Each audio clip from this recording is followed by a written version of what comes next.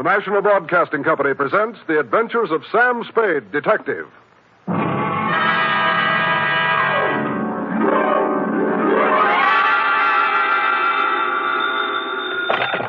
Spade Detective Agency. Hello, hello, hello. Sam?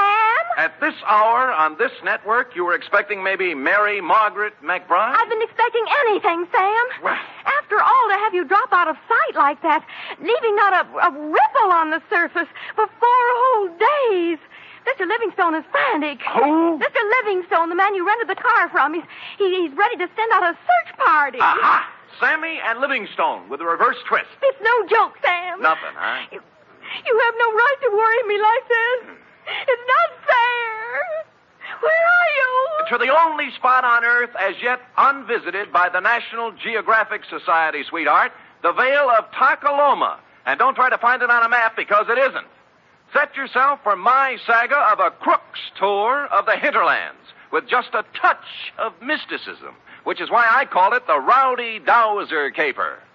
All right, Murgatroyd, these will do. Sam, where are you calling from? A tailor shop. I had to leave without my pants.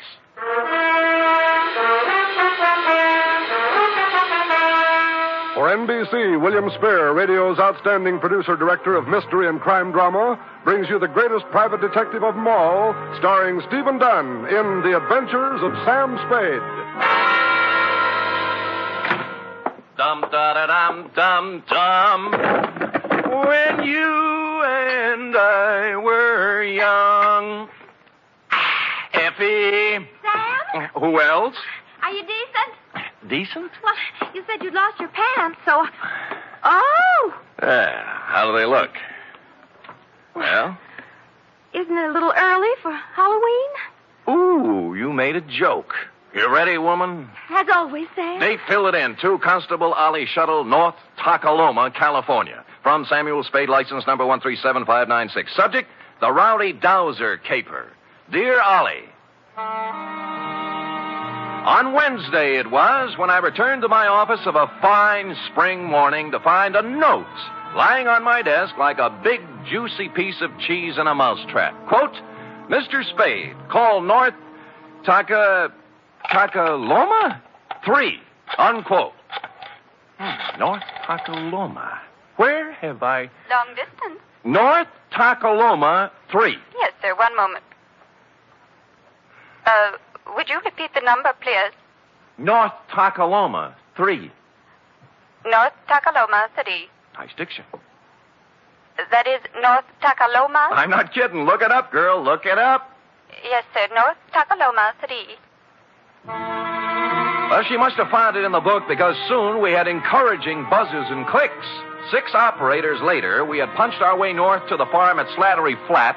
Then we knocked off for lunch, while Slim Slattery repaired the windmill that made the juice for the last lap. At 2:07 p.m., victory was in sight. Yeah? Sam, this is Operator Nyan for the 10th time. Oh, fine. How we doing, Millie? Sam, boy, I am actually ringing North Takaloma 3. Oh, good girl.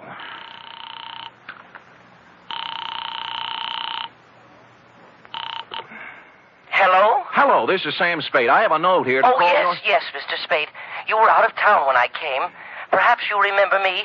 Wendell Wisby of Oak Tree Lane, North Takaloma, California. Wendell? I employed you a year ago to find a girl who vanished. The magician. You made the girl disappear and couldn't bring her back. Correct. Yeah. You may well ask, Mr. Spade, how anything could be worse than that. Well, this is... Oh, there, Wendell. There, boy. Take it easy. I can't talk. I just can't talk about it. Fine. Then write me a nice, long letter. Well, you know, I'd this rather... is a long-distance call, and I... No. I am sorry, Mr. Spade, but this has affected me very deeply. Look, you promised you'd lay off the magic, Wendell. Well, What'd you do? Misplace half a woman this time? No, I have given up magic, Mr. Spade. I am currently employed as 3rd Vice President of the 2nd National Bank of North Takaloma. All that? Yes, sir. Oh, my star was rising. My future seemed assured, but Now a shadow has fallen over my good name. Boot it along, will you, Wendell? This is costing me money. I cannot tell you more on the phone, Mr. Spade. You must come at once. It is extremely urgent. I see. Well, frankly, Wendell, I have a feeling I'll be tied up. But I left There's your a collection retainer I under have your to make, desk, and well, the Blotter. chances are I'll... What was that? I just said there's $100 under your desk, Blotter, for a retainer. I left it when I came with the note. But if you have a collection to make, suppose Wendell, that is the collection.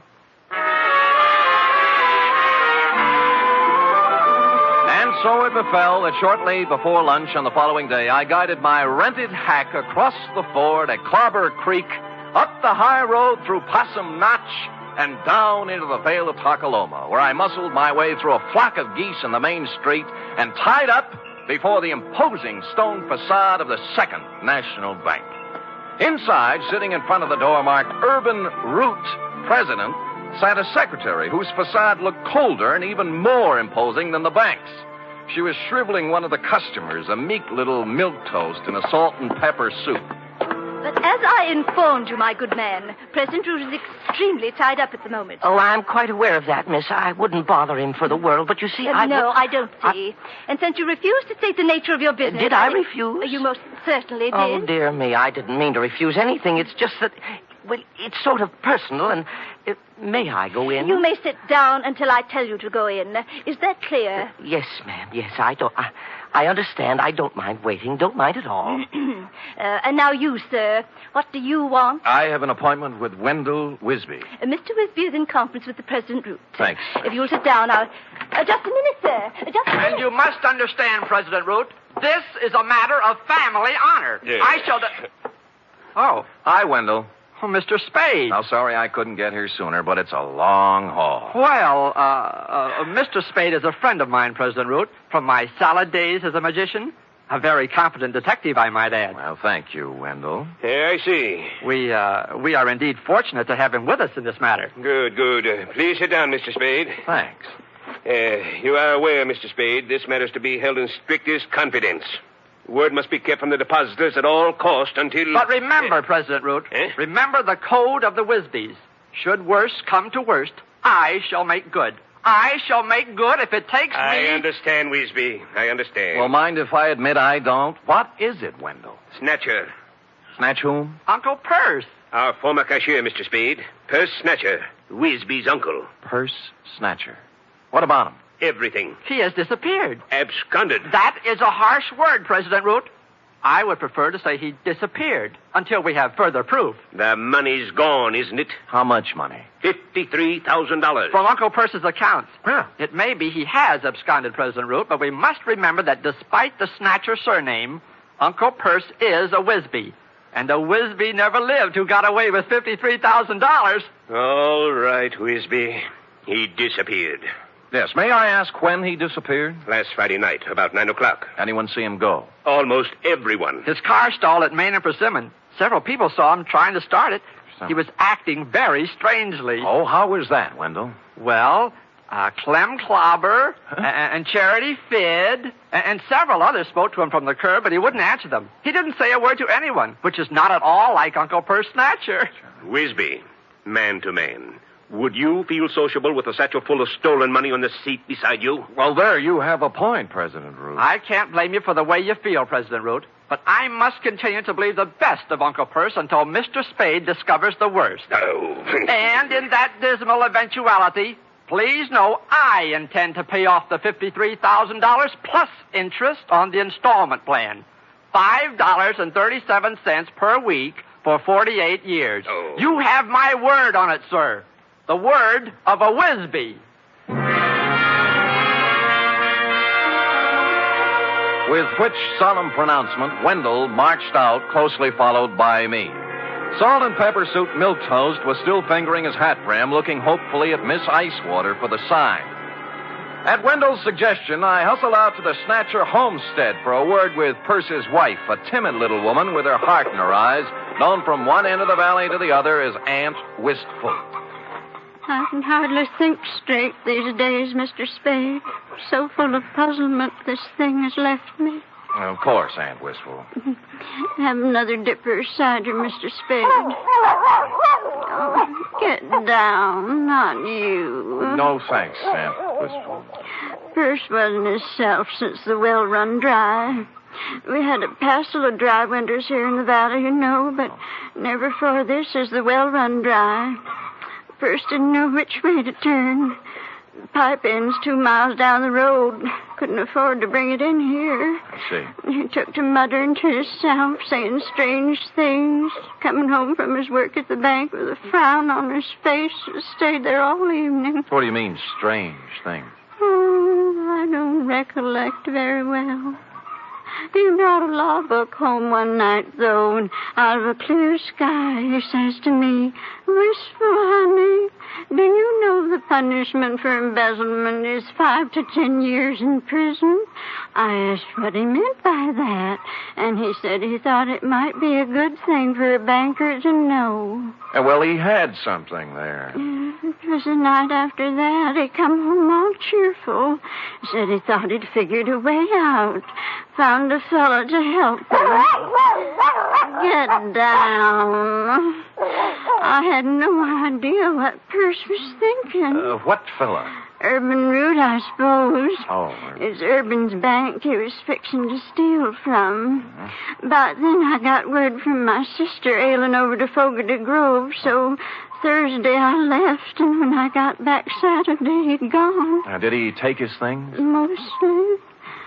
Funny, he did one strange thing for this time of year. He left his corn teeth behind. Corn teeth, huh? A spare pair of store teeth for corn on the cob. Oh.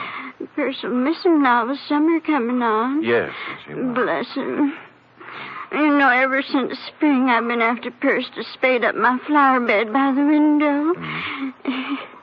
He did it before he left, now that there's no water to grow things with. I loved him so much, Mr. Spade. In this awful way for marriage to him. Get down!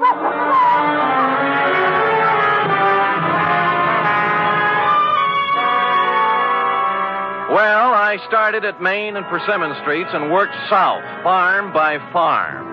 Everyone seemed to have been sitting on his front stoop Friday night because all remembered Perce Snatcher driving out on the South Road in his 1919 Winton 6. Up to a point, that is. Somewhere between North Takaloma and Fogarty Grove, I ran out of witnesses. And in Piney Crotch, of all places, the town beyond, they could guarantee Perce didn't pass through because the main drag was roped off all Friday night for a square dance. And thus matters stood on the third day when I limped back to the bank. For some reason, a crowd had gathered in the alleyway next door. Writing it off as a floating crap game, I walked inside, bowed formally to Miss Icewater, then plunked myself down at Wendell's desk. Oh, Shaw. I just found I miscalculated on the interest. At $5.37 per week, I won't have this paid off until I'm 134. And who knows, by then you may even have a wife and children to support. Look, don't you think you were a little impetuous with that retainer? What retainer? Mine, the $100. $100? Wendell, the $100 you stuck under my desk blotter when you hired me. I hired you? You came to my office while I was out of town, Wendell. You left a note for me to call you. I talked to you on the telephone. Well, didn't I? Mr. Spade, something is very wrong. I did not talk to you on the telephone at all. What? I thought you were employed by President Root. Well, where is President Root? I don't know. He stepped out some time ago, and there's someone waiting for him in his office. Oh? Do-do-do-dee-do-do. Hi, Miss Icewater. Oh, tell me, pretty mean, are there any more at home like you? Milk toast.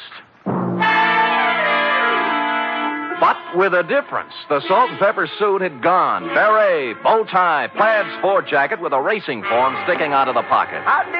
Maroon plus fours and wool socks with tassels. He took one of President Root's cigars out of his pocket, bit off the end, and lit it. Then smiled, or rather leered, at Miss Icewater. Well, honey? I'm sorry, Oh, sir. 23 skidoo, sweet stuff. President Bruce will be back shortly if you... Oh, don't be a back number, beautiful. But, sir, I... Pop Papa love Mama? Well, I don't know what to say. You'll learn. Tell Cookie I'll be back, huh? Yes, sir. Anything you say. Live a little, baby. Live a little. Toodaloo. Golly. Golly, indeed.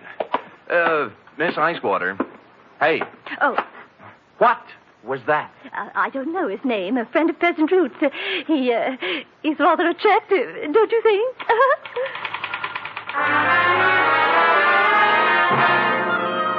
Only now, as I went outside in his wake, did I see what had caused the crowd in the alleyway. The first sport model convertible in Tolokema Valley since Wally Reed came through on location. And the first pink one I'd ever seen. Pondering the new milquetoast, I walked into the drugstore, found a phone book, and checked all 25 names.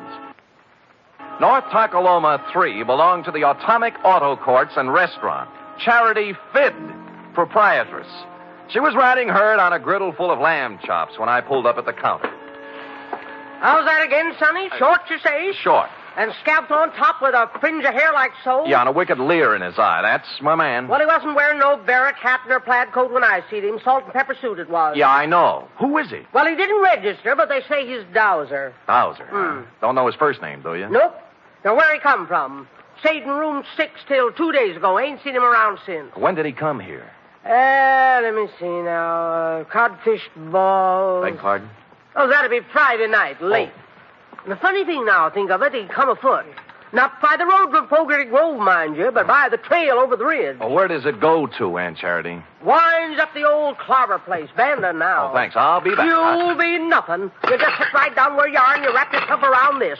Ain't no growing boy going hiking over the ridge without supper. Clean it up now, every scrap. Yes, Ma.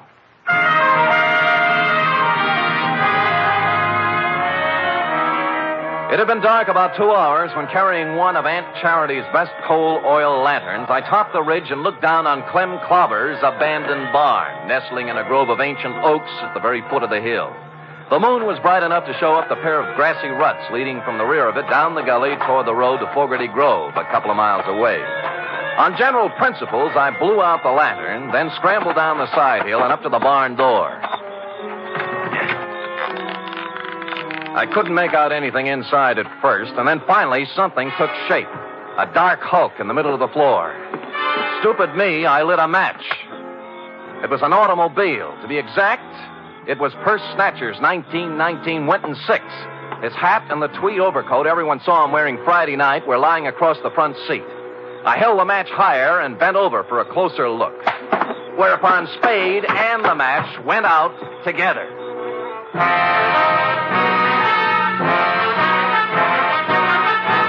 You are listening to the weekly adventure of radio's most famous detective, Sam Spade.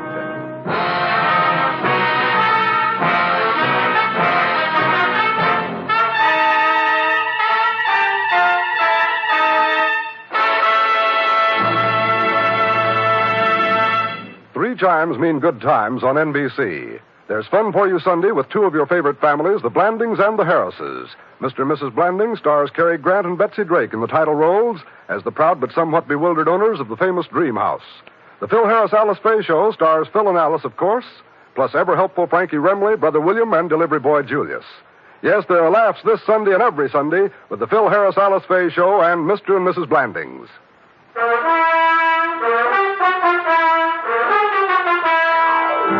And now, back to the Rowdy Dowser caper, tonight's adventure with Sam Spade.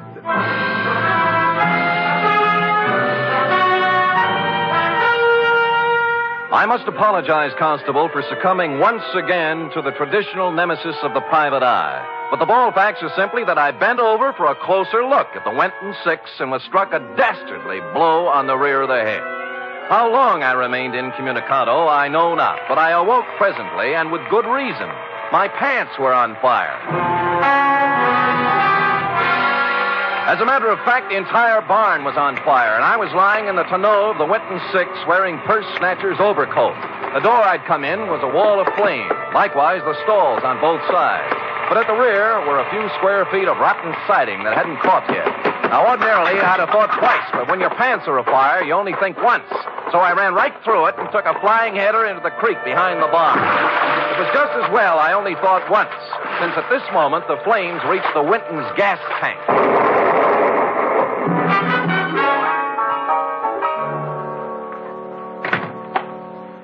Hi. Good laws almighty, what have you been up to, boy? Smoking corn silk behind Clobber's barn. Match got away from me. Well, stay right there till I find my goose grease. No.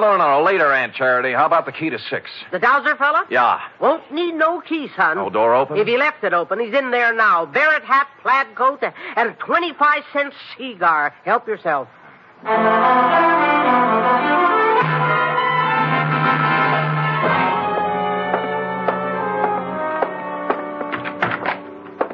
Well. Well, hey, Mr. Spade, isn't it? Right, and you're Dowser. Dowser? Isn't it? Yes. Yeah, that's right, Dowser. Hey, you can call me Alonzo. Sit down. No, I'll stand. Oh? You're lucky you caught me. I was Just leaving, so I see. I was detained, as you probably know, over at Clobber's barn. Detained? Okay, Dowser. We'll let that do for the preliminaries. Now, why'd you just try to kill me? Kill you? Well, good heavens, man, I did not get careless at a weenie bake, Dowser. I just woke up in the middle of a 3-alarm fire, and I don't like it. As a matter of fact, I'm a little burned up, to use the phrase loosely, and I just might kick your teeth in. Now, believe me, I haven't been near Clobber's barn since Friday. I had nothing to do with whatever happened. Sure, and you had nothing to do with a $100 retainer in the phone call from Wendell Wisby. Well, as a matter of fact, You figured with a curious city fellow like me on the premises, urban root might shake down easier. Bigger apples from the same old tree, right? Yeah. All I did was negotiate a personal loan. Drop it, will you? Root had his hand on the till at the bank. A big hand, $53,000 worth, and Snatcher found out about it. What about you? How'd you get into the act? The loan. The shakedown. Where's Uncle Perce, Alonzo? Out of town somewhere, I suppose. He... look, I can't tell you, Mr. Spade. Perce got as far as the road to Clem Clobber's barn last Friday night. Or did he? No, he didn't get that far. You know, I'd begun to suspect as much. How far did he get? I'm sorry, I can't tell you any more. Root killed him, didn't he? No. You saw him. it. How come? I don't know anymore. Please. Come on, let's have it, Dowser. What did he do with the body? Root wore the coat and drove Perce's car out of town so everyone would see him. Now, where's the body? Let me go. Dowser! Dowser!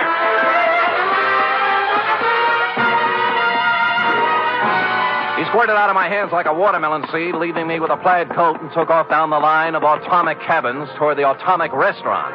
A nice high-knee action for a little guy, and what with my burns and contusions, I'm forced to admit he was widening the gap between us when he rounded the corner of the atomic restaurant, making possibly the gravest error of his career. Aunt Charity was rounding the same corner, coming the other way with an armload of wood.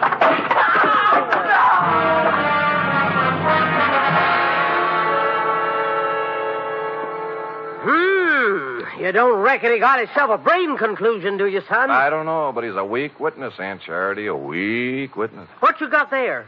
Oh, shoebox for $1,500. A few odds and ends. And this. Well. Yeah, looks like an oversized slingshot fork. Slingshot? What do you mean, slingshot? Well, who cares? So he whittles.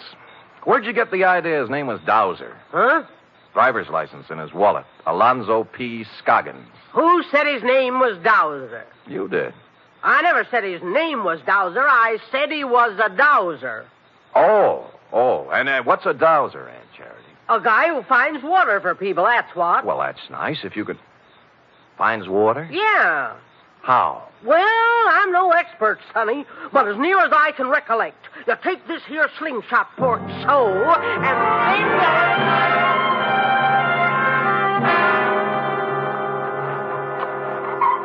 Mr. Spade, I can't go through with it. Get hold of yourself, Wendell. Remember the code of the Wisby. But this sinister revelation has virtually prostrated me, Mr. Spade. And you must remember it is now over a year since my salad days as a magician. Tut, Wendell. Stout fella, stiff upper. And further, even at the peak of my career, I was only sketchily acquainted with the field of dowsery.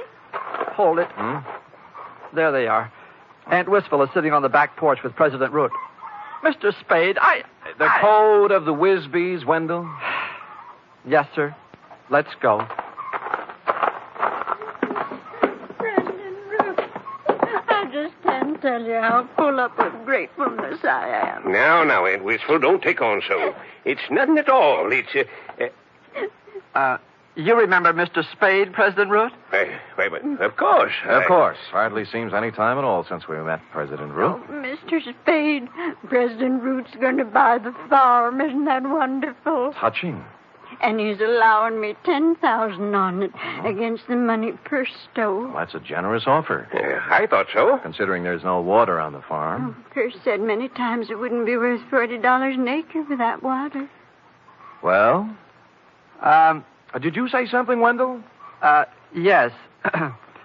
Aunt Wistful, I have great news for you. It may not be necessary to sell the farm. What do you mean, Wendell? We've made a deal here. Maybe the signals are off for now, President Root. You recall Uncle Perce said he'd found a man to solve his problem, Aunt Wistful? I am now ready to step forward and bring it into the open. I am that man. You? What do you mean, Wendell? Since entering the banking field, I divorced myself from magic and the allied dark arts, Aunt Wistful. So I wish to keep my other talents sub rosa. What are you talking about, Wisby? President Root, I am a part-time dowser. And he just happens to have his dowsing rod along, right, Wendell? Right. I have reason to believe there is water here, if I can just douse it out. Wendell, you're out of your... Shut up. Douse away, Wendell, douse away. Very well. Now, I hold the dowsing fork before me, thus. Then I turn, thus. Where does it point, Wendell? Let me see. Toward Aunt Wistful's flower bed. This is ridiculous. Shut up. Proceed, Wendell. Proceed with the dowsery. 1 step, 2, 3, 4. Well, the rod's pointing down. Oh, I never. Right in the middle of my flower bed. Listen, Aunt Wistful. I'll make that $20,000. $20,000 for the farm. Cash, see? Not credit. Cash. 20? Hold out. 25. 30. Right here is where we dig. 35. 35,000. It's already been dug up. Looks as if Uncle Perce had dug a hole and then filled it back up. Last Friday night, just before 9 o'clock, right, President Root? No. You came down for a showdown on those shortages he turned up. Found him digging the well here and got a better idea. Please, no. I've talked to the guy who saw you do it, Root. All right. I killed him. He's right here. Yes, he's right here.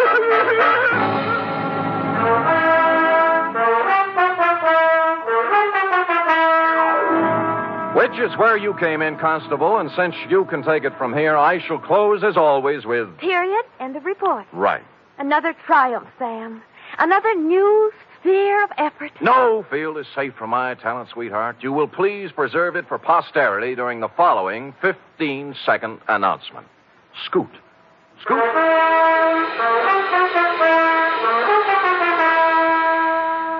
3 chimes mean good times on NBC. This Sunday, the glamorous and unpredictable Tallulah brings you another hour-and-a-half broadcast of The Big Show, starring Fred Allen, Judy Holliday, Joan Davis, Frank Warren, and many more. And this Sunday's Theater Guild on the Air production is the Broadway comedy The First Year. Starring in this Theater Guild presentation are Richard Widmark and Katherine Grayson.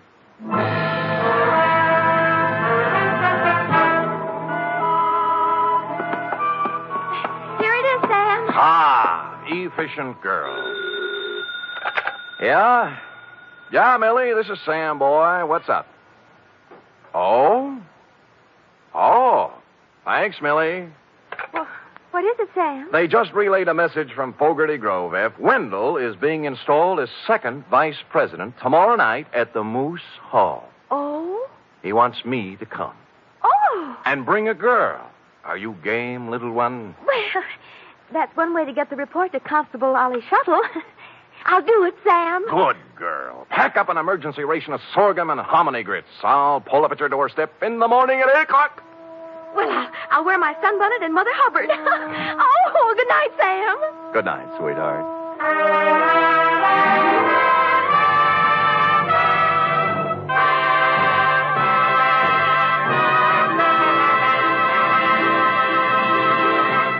The Adventures of Sam Spade are produced, edited, and directed by William Spear. Sam Spade was played by Stephen Dunn, Lorene Tuttle as Effie. Also in the cast were Peggy Weber, Verna Felton, Sidney Miller, Alice Wellman, Charles Smith, and Nestor Paiva.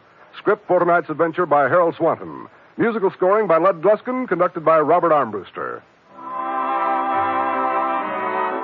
Join us again next week, same time, for another Adventure with Sam Spade. Tomorrow, your hit parade plays the hit tunes on NBC.